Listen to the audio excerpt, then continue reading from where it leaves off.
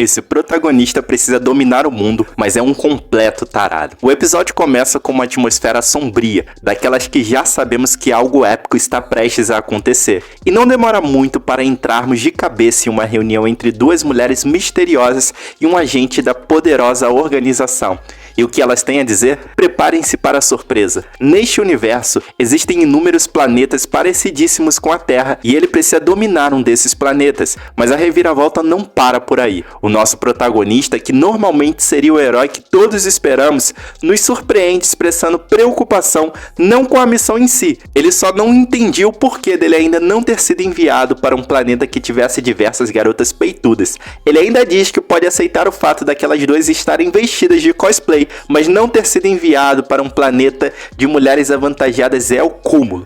Meus amigos, estamos diante de um personagem com gostos bem específicos. Belial logo se pronuncia e diz que a falta de reverência dele para com as duas das três líderes da Kisarag não iria passar impune. É nesse momento que ele toca na ferida, revela o nome dela e diz que perante seus pais ela não iria agir desse jeito, mostrando que conhece elas fora do trabalho. O drama estava armado, mas as coisas não param por aí. Astaroth, a terceira líder da organização, entra na briga e deixa claro que expor informações confidenciais é inaceitável. Ela ainda solta a bomba de que a organização está prestes a dominar o mundo. O protagonista obviamente fica animado, imaginando que uma vez no poder, ele e seus colegas terão carta branca para realizar seus desejos mais profundos. Mas espere um segundo, a festa acaba quando ele descobre que vários agentes serão demitidos, e isso enfurece nosso protagonista, que parte para cima da Astaroth. Por quê? Porque ela e as líderes fizeram modificações em seu corpo, deixando sem rumo caso seja demitido. Nosso herói é levado para uma sala secreta, o palco das revelações cruciais para a missão que está prestes a embarcar. E o que ele descobre? Bem, por enquanto a tecnologia deles só consegue levá-los até a Lua. Mas aí entra em cena a mentora da tecnologia que desenvolveu uma máquina de teletransporte incrível. E o detalhe, ela criou um androide jovem e perspicaz que parece não estar muito animado com a presença dele. Você pode imaginar as intrigas à vistas.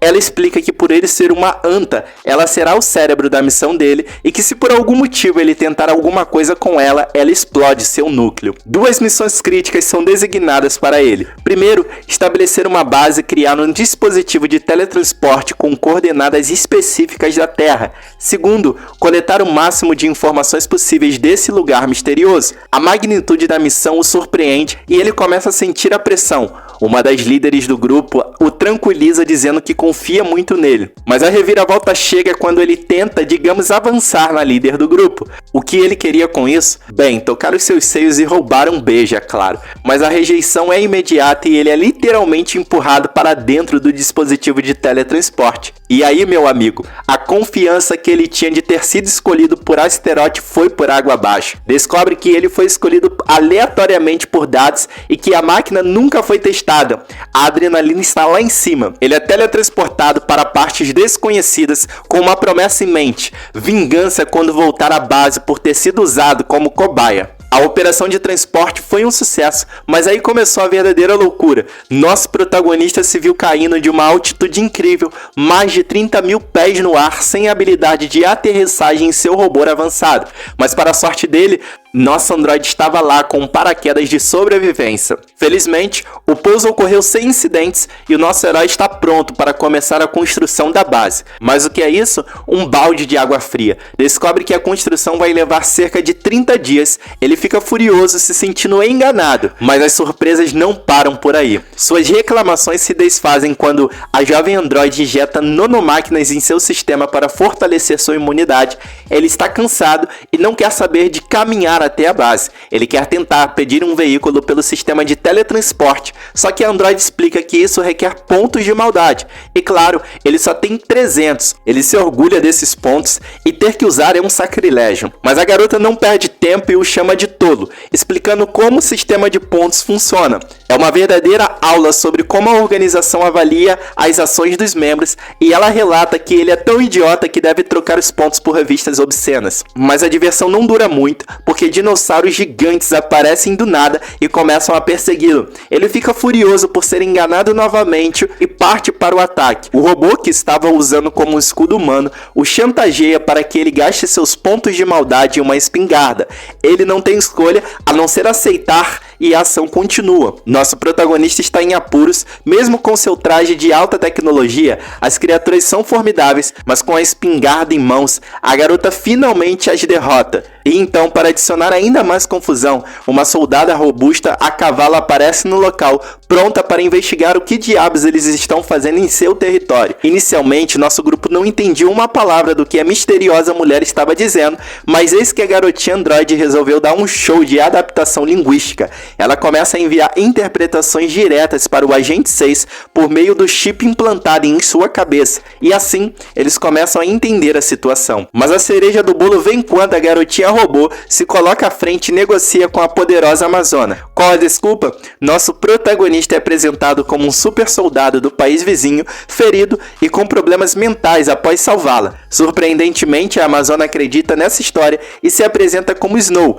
a comandante da guarda real do país. E ela ainda oferece um trabalho para eles. Parece fácil demais, não é? Mas o que eles não sabiam era que Snow tinha intenções obscuras por trás de sua aparentemente bondade. Ao chegarem a esse novo país, eles se deparam com equipamentos de seu próprio mundo considerados lendários naquele lugar. A curiosidade da androide é despertada e a menção à magia deixa todos empolgados, imaginando as possibilidades que essa habilidade oferece. Mas a jornada não para por aí. Snow os conduz até a princesa do país Chiles, só que como eles não conhecem o protocolo da monarquia, tratam a princesa com uma irreverência e deixam Snow furiosa. E o Agente 6 surpreende a todos ao elogiar a beleza da princesa, algo raro de se fazer abertamente na presença de alguém de sua posição. Isso denuncia imediatamente que eles não são nativos daquele lugar, enfurecendo Snow ainda mais. Durante a conversa, a princesa menciona que eles são fortes por terem enfrentado o temido Bosque das Trevas e derrotado vários crânios mortais. E ciente desse feito notável, ela pede ao Agente 6 que lidere uma tropa sob seu comando para ajudar em sua guerra contra o Lorde Demônio local, uma guerra que eles estão perdendo. Após saírem do encontro com a princesa, nossa androide não perde tempo e revela o verdadeiro plano de Snow desde o início. O intuito dela era usar a força deles para ganhar reconhecimento e subir na hierarquia diante da princesa. É isso mesmo, pessoal. Snow queria a fama, o dinheiro e a glória a qualquer custo. E aí ela propõe uma aliança com o nosso Agente 6, argumentando que juntos podem se beneficiar nessa jornada. Com sua posição atual, ela poderia ser uma vantagem para ele. Mas o Agente 6 não leva desaforo para casa e chama ela de Falciane na lata. Enquanto eles andavam, eles veem uma caixa enorme que chama a atenção deles. Snow explica que se trata de um artefato mágico que pode fazer chover e que é uma responsabilidade da família real ativá-lo. Só que, infelizmente, esse artefato está quebrado há um tempo, forçando o reino a comprar água de um país vizinho. Mas a nossa androide não perde tempo e se oferece para consertar o equipamento, pegando todos de surpresa, incluindo Snow, que aceita a oferta mesmo duvidando que ela possa realmente consertá-lo. Snow promete se responsabilizar pelo que vier a acontecer, mas ela estabelece uma condição: se conseguir, eles têm que compartilhar a glória com ela. Alice pega a caixa de ferramentas e, para surpresa de todos, consegue reparar o equipamento com relativa facilidade. O problema agora é configurar uma nova senha para ativá-lo, e é aí que a trama fica ainda mais emocionante. Nesse ponto, nosso protagonista tem uma ideia maquiavélica para a senha do artefato mágico. Ele sugere Festival de Pinto. Porque ele sabia que a princesa teria que proclamar essa senha em público, causando constrangimento total e garantindo que ele ganhasse muitos pontos de maldade. É uma sacada ousada, não é? Mas Alice, sempre a voz da razão, rejeita essa ideia na hora, argumentando que outros membros da família real teriam que usar a senha também e que ela parecia ter sido inventada por uma criança. A princesa fica extremamente irritada e os prende, levando-os a julgamento. O rei, no entanto, não entende a escolha da senha, mas decide perdoá-los e ordena que deixe o reino. Nesse momento, a princesa Tiris intervém e expressa seu desejo de contratá-los. E mesmo relutante, o rei concorda, reconhecendo a sabedoria dessa decisão. Isso só solidifica a imagem do rei como alguém babaca, mostrando que quem realmente governa é a princesa. Snow, por outro lado, sugere que eles podem ser espiões e propõe matá-los. E é aí que o agente 6 argumenta que agora serve a princesa e que foi ela quem assumiu a responsabilidade pelo equipamento reparado, deixando Tiris furiosa. E assim, o nosso protagonista assume o papel de líder de uma das tropas na linha de frente, enquanto Snow é rebaixada a vice-comandante e assistente pessoal dele.